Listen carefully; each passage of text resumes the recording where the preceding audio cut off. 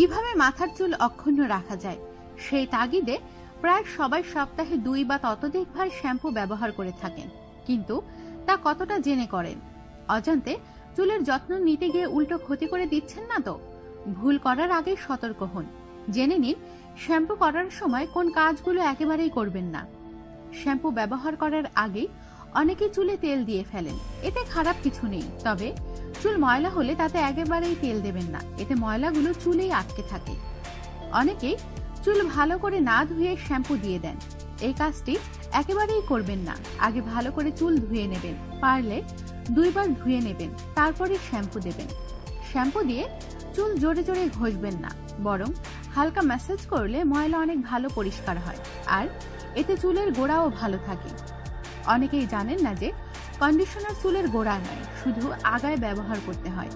এর কাজ চুলকে নরম করা। গোড়ায় এটি লাগালে চুলের গোড়া নরম হয়ে পড়ে যাবে। শ্যাম্পুর পর চুল ধোয়া হয়ে গেলে তোয়ালে দিয়ে জোরে জোরে ঘষে মোছা উচিত নয়। চুলের পানি শুকানোর জন্য গামছা বা তোয়ালে দিয়ে চুল ঝাড়াও ঠিক নয়, এতে চুল বেশি ওঠে। আমাদের সাথেই থাকুন আর সাবস্ক্রাইব করুন।